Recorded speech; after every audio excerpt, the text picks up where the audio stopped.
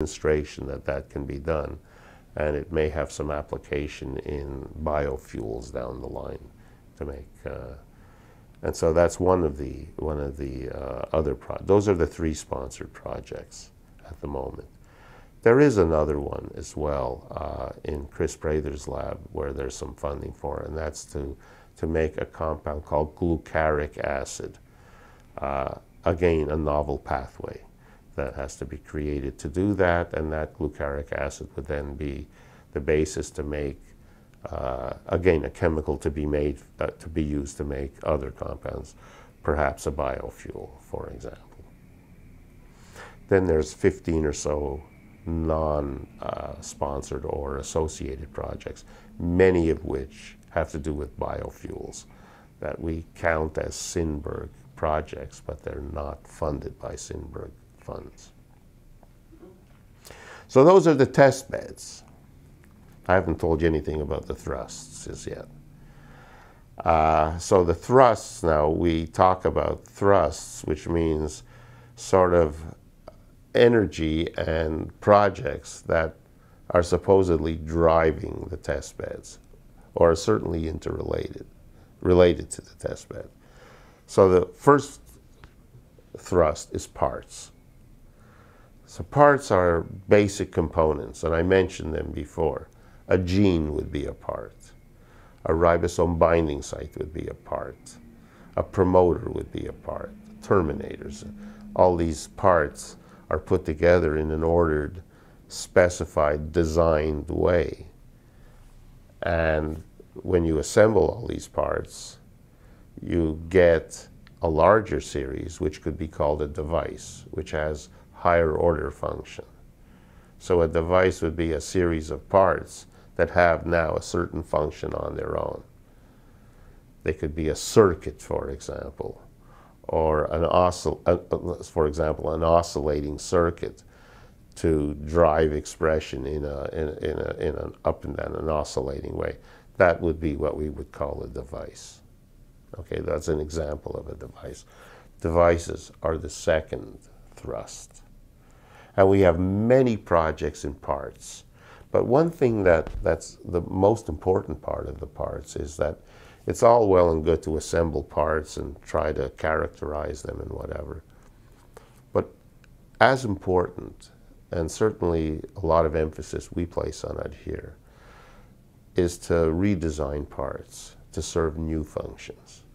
And there are a number of projects that are going on in Synberg, in Tanya Kortemi's lab at UCSF.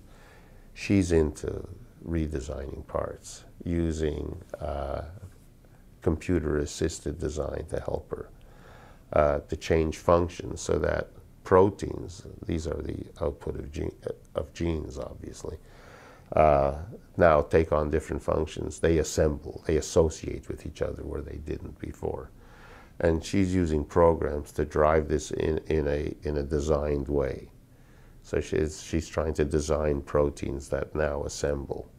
Assembly of proteins can have lots of benefits. For example, if you have 2 enzymes that don't talk to each other and they're not even related to each other in terms of a pathway, if they assemble, the throughput, flux of that pathway should increase because of diffusion limitations on enzyme action.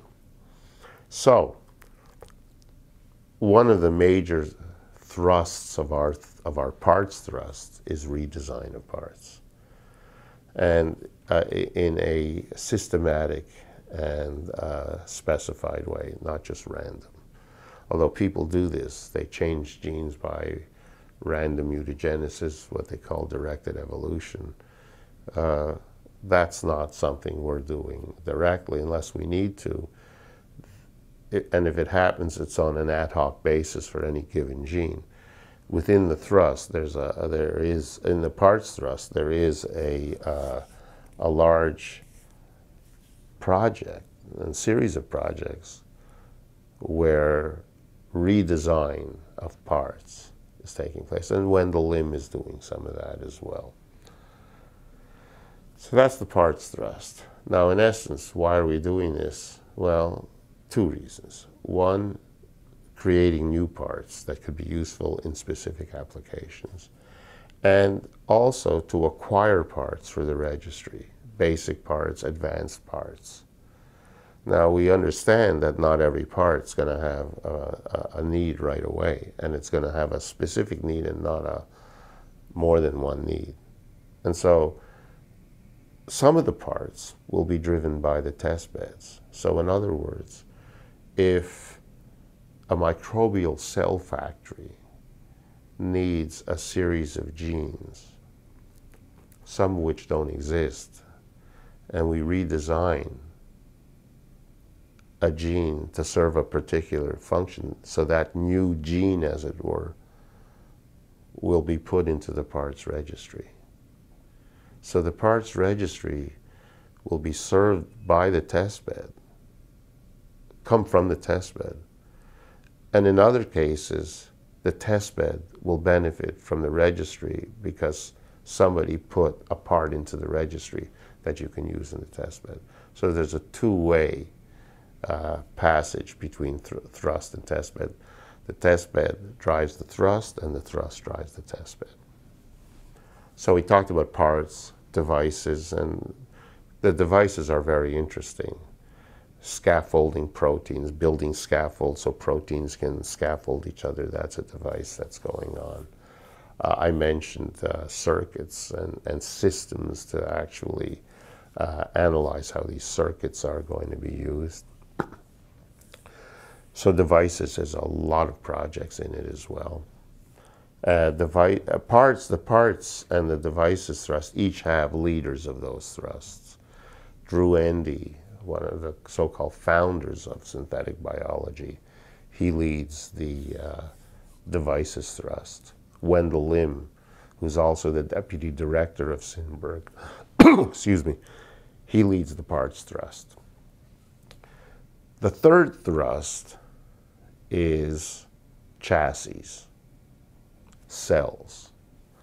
And there are two major projects, one around E. coli and one around yeast. The yeast work is being done mainly in Carlos Bustamante's lab.